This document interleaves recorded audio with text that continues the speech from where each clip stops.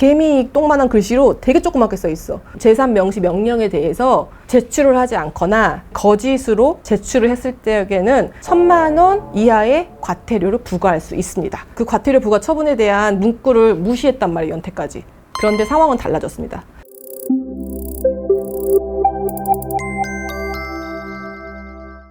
안녕하세요. 이혼 전문 박은주 변호사입니다. 이혼 소송 하시는 분들한테 굉장히 꿀팁, 되게 중요한 정보를 드릴 건데 인터넷에 찾아봤거든요. 인터넷 찾아보고 유튜브도 했는데 당연히 유튜브에는 없고 요즘에 되게 부각되고 있는 내용인데요.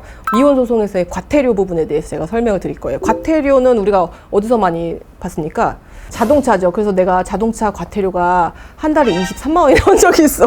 저번 달에 23만 원이 나왔더라고. 그래서 어떻게 도대체 23만 원이 나올 수 있는가에 대해서 아직도 의문스러워요.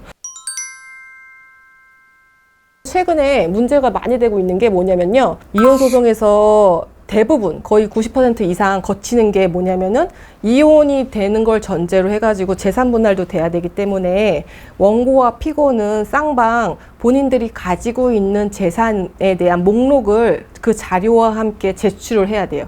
그게 재산 명시라는 절차고, 그런 재산 명시 절차는 보통 판사님들이 재산 명시 명령이라는 명령을 통해서 이렇게 내어주시는 거예요. 그 재산 명시 명령에 보면은 너네 원고 피고 이 재산 명시 명령을 받은 날로부터 한 달 이내에 재산 목록을 잘 작성을 해서 관련된 객관적인 자료와 함께 제출을 해야 돼 라고 해서 그 문서를 내어주시거든요. 근데 그렇게 보고서 쭉 보다가 이제 그 2장짜리예요. 그래서 마지막 2장을 넘겨보면은 보이지도 않아.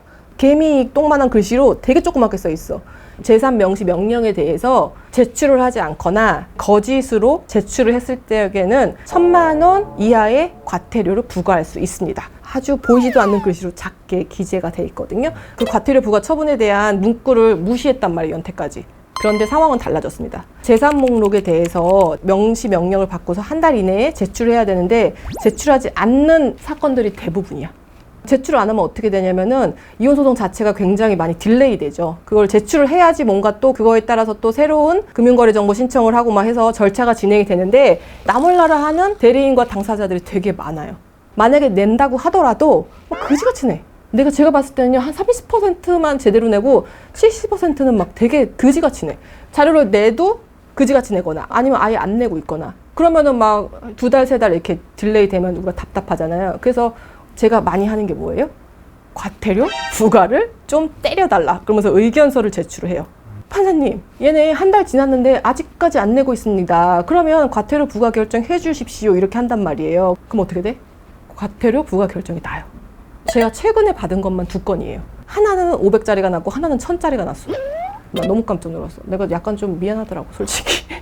제출명령이 나오면 그거를 이제 의뢰인들한테 토스해주면서 한 달 이내에 제출을 해야 되니까 자료 주십시오 이렇게 한단 말이야. 그리고 까먹죠. 한 달 이내니까 까먹을 거 아니야. 그리고 막 이제 일 바쁘니까 의뢰인들도 네 알겠습니다 했는데 이거 뭐 내용이 되게 많아. 또 생활하다 바빠. 그럼 또 까먹죠. 한 달이 후딱 가. 그래서 서로 한 달이 후딱 가서 까먹고 있는데 갑자기 과태료 1,000만 원이 때려졌어. 그쪽은 난리 났지. 이거는 사실은 변호사랑 그쪽 당사자랑 개싸움 나는 거야. 그렇잖아. 왜냐면은 변호사 입장에서는 예를 들어서 이거 한 달 이내에 제출해야 된다고 했잖아요. 왜 안 주셨어요? 그러니까 만약에 그 과태료는 당연히 당신이 물어야 된다라고 생각을 하는 거고, 의뢰인 입장에서는 억울할 수 있죠. 변호사님 왜 이거 한 달 이내에 제출 꼭 하지 않으면 과태료 나온다는 거 얘기도 안 해줬어요. 이거 얘기 안 해줬기 때문에 내가 이렇게 그냥 흐지부지 한 거 아니에요. 당신 책임이야. 그러면서 변호사 수임료보다 훨씬 비싼 1,000만 원을 지금 누가 내야 되는지에 대한 또 다툼이 생길 거 아니야. 서로의 책임을 떠넘기면서. 그러다가 어떻게 돼? 부랴부랴 그날 아니면 다음 날까지 어떻게든 간에 갑자기 초스피드로 내죠.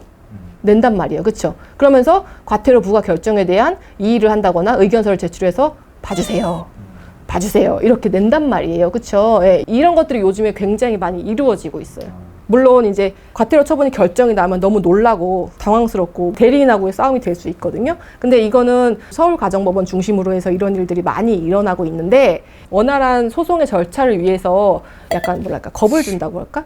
이렇게 하는 경우가 많고요. 실질적으로 보통 무서워가지고 바로 재산 목록을 제출을 바로 하면서 잘못됐습니다 이렇게 하거든요. 1인 내에 바로 제출을 했기 때문에 판사가 봐주겠다 이런 취지인 거예요. 그러니까 이 만약에 과태료 결정 처분이 받아서도 안 되지만 반드시 재산명시 관련해서는요.